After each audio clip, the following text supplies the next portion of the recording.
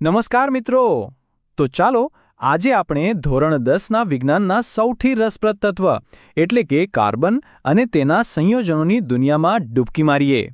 તૈયાર છો ને જાણવા માટે કે આ એક જ તત્વ આટલું બધું ખાસ કેમ છે? ક્યારે વિચાર્યું છે કે આપણી આસપાસ શા માટે લાખો મતલબ કે મિલિયન્સ કાર્બનિક સંયોજનો છે? આપણે જે ખાઈએ છીએ, જે પહેરીએ છીએ, દવાઓ, અરે આપણું પોતાનું શરીર પણ કાર્બનથી જ બનેલું છે. ગજબની વાત તો એ છે કે બીજા બધા તત્વોને ભેગા કરી દો ને તો પણ એટલા સંયોજનો ના બને.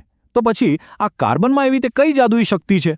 સારું, આ સવાલનો જવાબ છે ને એ કાર્બનના એક બહુ જ ખાસ ગુણધર્મમાં છુપાયેલો છે. અને ગુણધર્મ છે તેનો સર્વતોમુખી સ્વભાવ. હા, એની વર્સટાઇલ નેચર. બસ આ એક જ ગુણધર્મ છે જે એને કેમિસ્ટ્રીનો રાજા બનાવે છે અને સમજાવે છે કે એ શા માટે બધે જ છે. તો કાર્બનની આ અદ્ભુત દુનિયા છે ને, એની પાછળ મુખ્યત્વે બે શક્તિઓ કામ કરે છે. ચાલો આપણે એની પહેલી અને સૌથી ઇમ્પોર્ટન્ટ શક્તિને જરા નજીકથી જોઈએ, અને એ છે કેટનેશન. તો આ કેટિનેશન છે શું? એકદમ સાદા શબ્દોમાં કહું ને તો આ કાર્બનની પોતાના જ ભાઈબંધો સાથે એટલે કે બીજા કાર્બન પરમાણુઓ સાથે જોડાઈને લાંબી, મજબૂત સાંકળો બનાવવાની એકદમ અનોખી તાકાત છે. સમજો કે આ એની એક એવી સુપર પાવર છે જે બીજા કોઈ તત્વમાં આટલા મોટા સ્કેલ પર જોવા જ નથી મળતી. અને જુઓ, આ કેટેનેશનના કારણે જ કાર્બન 3 અલગ અલગ ટાઈપના સ્ટ્રક્ચર બનાવી શકે છે. એક તો લાંબી સીધી ચેન, બીજું એ ચેનમાંથી જાણે ડાળીઓ ફૂટતી હોય એમ શાખાઓ, અને ત્રીજું પરમાણુઓ એકબીજા સાથે જોડાઈને ગોળ રિંગ પણ બનાવી શકે. બસ આ જ ફ્લેક્સિબિલિટી છે જે લાખો કાર્બનિક સંયોજનોનો બેઝ છે. હવે સાંભળો, આ કાર્બન-કાર્બન બોન્ડ છે ને, એ પણ એક જ ટાઈપના નથી હોતા. એ સિંગલ બોન્ડ હોઈ શકે, ડબલ બોન્ડ હોઈ શકે કે પછી ટ્રિપલ બોન્ડ પણ હોઈ શકે. જ્યારે બધા જ બોન્ડ સિંગલ હોય ત્યારે એને કહેવાય સંતૃપ્ત સંયોજન. આ એકદમ શાંત અને સ્ટેબલ હોય છે, બહુ રિએક્ટ નથી કરતું. પણ જેવો એમાં એક પણ ડબલ કે ટ્રિપલ બોન્ડ આવ્યો એટલે એ બની ગયું અસંતૃપ્ત સંયોજન. અને આ છે ને એ કેમિકલ રિએક્શન કરવા માટે હંમેશા તૈયાર જ હોય છે. અને અહીંયા જ કાર્બન બીજા બધાથી બાજી મારી જાય છે. જુઓ, સિલિકોન જેવા તત્વો પણ ચેન તો બનાવે છે, પણ 7-8 પરમાણુ જોડાય ને એટલે એ ચેન તૂટી જાય, અસ્થિર થઈ જાય. જ્યારે આપણો કાર્બન, એનો બોન્ડ એટલો બધો મજબૂત અને સ્ટેબલ છે ને કે હજારો પરમાણુઓની લાંબી, ક્યારેય ન તૂટે એવી શૃંખલા બનાવી શકે છે. શું વાત છે! ચાલો હવે વાત કરીએ કાર્બનની બીજી સુપર પાવરની, અને એ છે એની ચતુઃસંયોજકતા. ચતુઃસંયોજકતા એટલે કે કાર્બનની વેલેન્સી છે 4.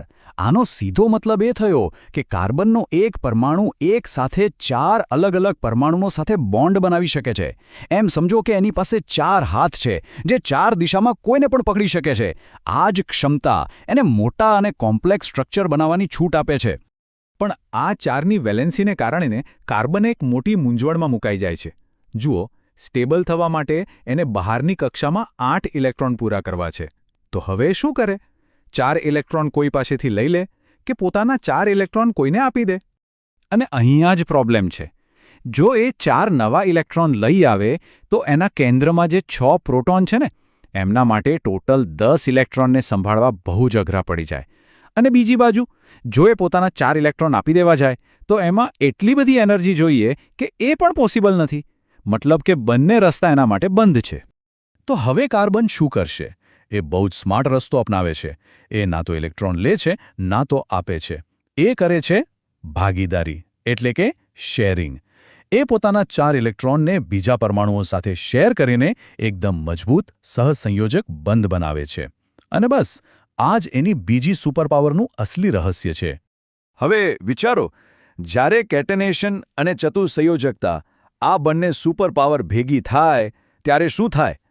ત્યારે કાર્બન સંયોજનોની એક એવી અદ્ભુત દુનિયા બને છે જેની આપણે કલ્પના પણ ના કરી શકીએ.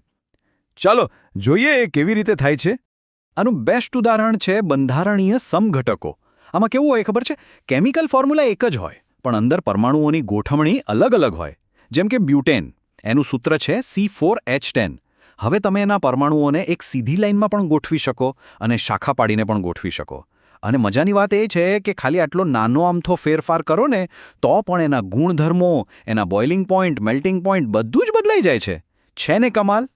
અને જ્યારે કાર્બન એના સૌથી સારા દોસ્ત હાઇડ્રોજન સાથે જોડાય છે ત્યારે બને છે હાઇડ્રોકાર્બન. હવે એમાં બોન્ડ કેવો છે એના આધારે 3 મેઇન ફેમિલી છે.